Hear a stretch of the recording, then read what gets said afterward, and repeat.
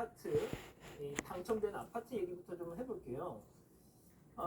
그 당첨된 아파트 입주는 그러니까 들어간 거죠? 네, 다행히 입주는 했다고 합니다.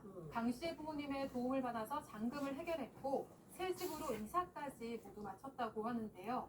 문제는 중도금 대출에 부모님께 빌린 돈까지 빚더미에 오른 강 씨에게 아내는 처가의 생활비까지 부탁을 하는 겁니다. 경제적인 문제로 다툼이 잦아진 강 씨는 결혼 생활을 유지할 자신이 없다고 하는데요. 이런 강 씨의 고민을 별별 상담소에서 해결해 주세요.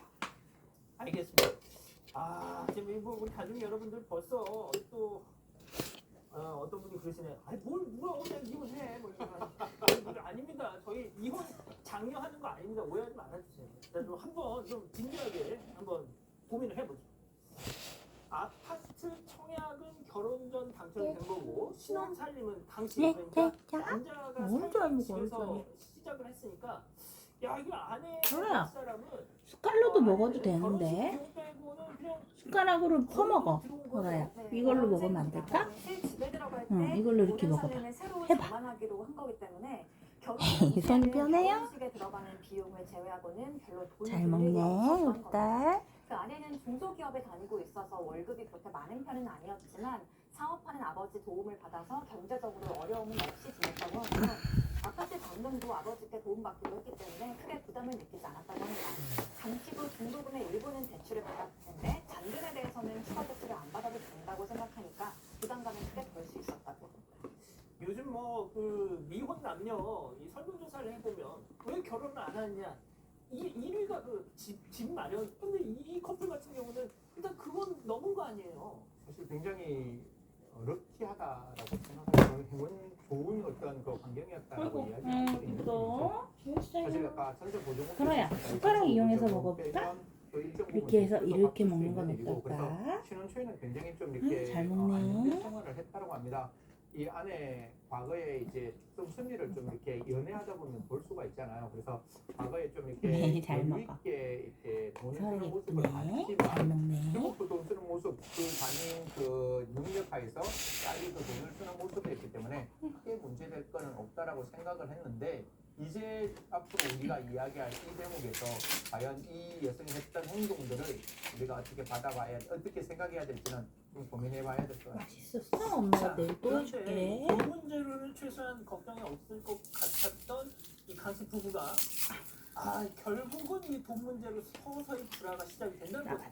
네, 이제 아파트 입주 시기가 다가왔어요. 그러면 야 이제 진정한 우리 집에서 네, 새로운 박사. 아이고, 신혼살림을 어이구. 시작한 거야. 이거 둘 다 굉장히 들떠야 정상일 텐데 그렇죠.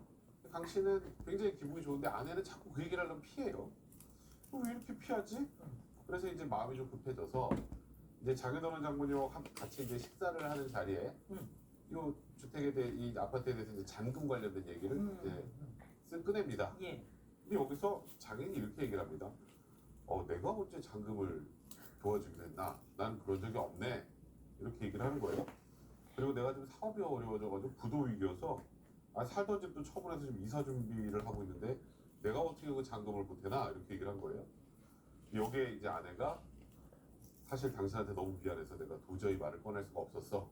이렇게 변명을 하게 된 겁니다.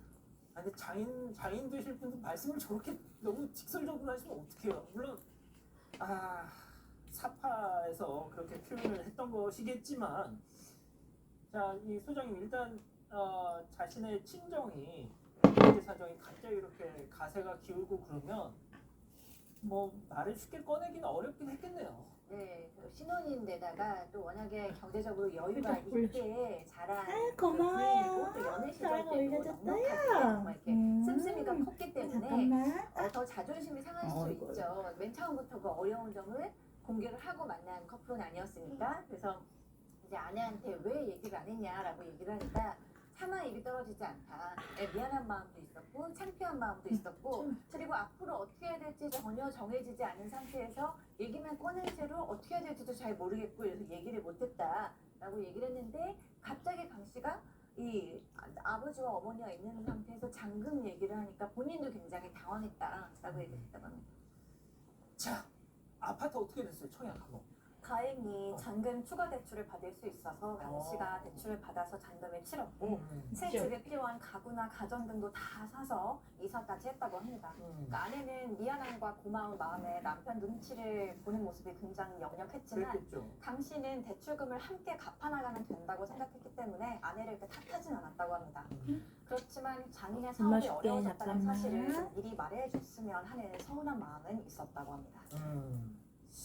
미안했겠죠. 하지만 이 강 씨 남편은 뭐가 됐든 맞벌이를 하고 있고 그러니까 뭐 차근차근 갚아 나가면 될 거야라고 생각을 했었는데 이 장인의 사업이 어려워진 이 여파가 이제부터 막 본격적으로 밀려온다는 거 아닙니까? 그러니까 지금 이 집 관련해서는 서운은 했겠지만 그래도 어쨌건 우리 둘이 뭐 맞벌이 나가면서 대충 갚아나면 되니까 그건 괜찮았는데 이제 문제는 이 장인 사업이 좋아해. 생각했던 것보다 훨씬 많이 어려워진 거예요. 아까 그랬잖아요. 이사해야 된다고 월세로.